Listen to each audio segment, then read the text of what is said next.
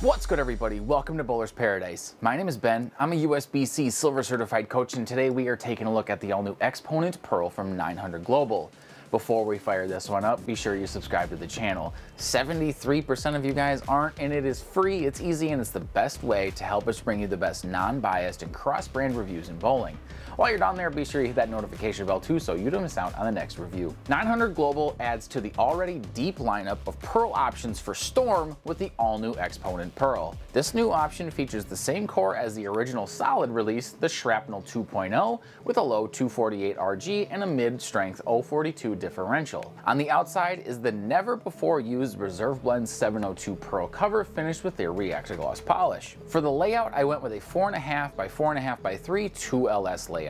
Now this is the same layout that I used on the Roto Grip Duo as well as the IQ Tour Solid, both of which have been great go-to options for me. It's a layout that rarely lets the ball miss the roll phase without it being too much to handle, which gives me a great benchmark style look I can rely on, especially when the conditions are tough. And on the lanes, I gotta say, I don't really understand why they brought this one to the lineup. Don't get me wrong, I like this shape. In fact, I like it a lot. But what I get out of this Xponent Pearl is really similar to what I get out of the Roto Grip Duo, as well as the IQ Tour Ruby and the Summit Peak. There's just so much overlap with those pieces, the addition of this one for 900 seems kind of forced.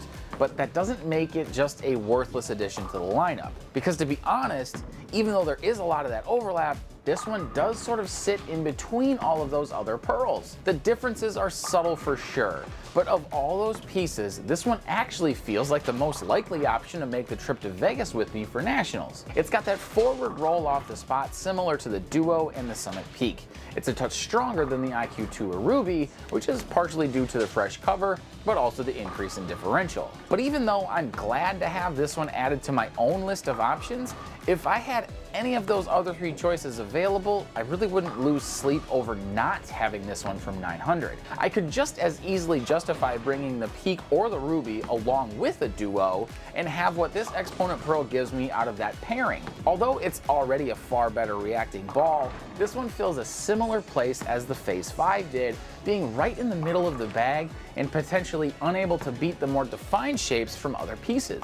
But if I were looking to build an arsenal made for versatility, pairing this one with the Phase 2 and the 900 Global Eternity would be an awesome set of three choices. Although all three of these pieces are quite versatile, they're all unique in what they do. You would have just about every shape available to you on the lanes, but to really use it, you would have to know how to trick each piece just right to yield the best results. It's not a great strategy for the typical house bowler, but for the tournament bowler, that's a great arsenal to stay in the pocket and out of trouble. Jumping to our cross-brand comparisons, I took a look at the Troublemaker Pearl from DV8, and here you can see how it is more cover dominant and really wants to use the friction when it sees it. This one has been great on fresher conditions as it likes to roll early and heavy, which means bending the lane isn't what it's great at, so it'll be less versatile than the Xponent Pearl, but better when matched up in the right part of the lane. Then I grabbed the Summit Peak from Storm, and here I see a shape that is just a bit more core dominant than the Xponent Pearl. You can see how much this one flares when it reaches the dry boards, and when that's used the right way,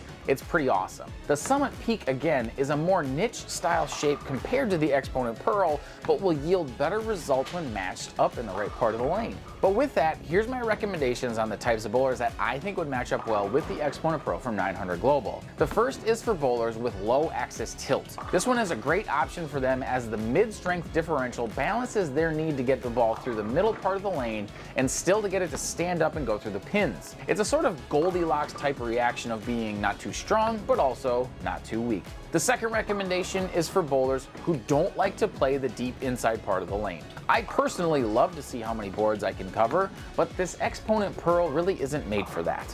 If you like to stay outside and use friction, this is a great choice as it blends out the wet dry pretty well and provides a controlled reaction off the spot even when it rolls a little early. The all-new Xponent Pearl from 900 Global might overlap with a few other options from SPI, but in the right hands, could be the ticket to an exponential rise in your scores. And you can pick this up today and much more at bowlersparadise.com. Be sure to use the discount code YouTube at checkout for free shipping. Thank you to my friend Nick Pluff for the drilling of this piece, and to Dale's Weston Lanes for letting us film this video. If you haven't yet, like this video, subscribe to the channel, hit that notification bell for more ball and product reviews. But as always, remember you guys, having the right ball in your hands, now that's a bowler's paradise. Peace.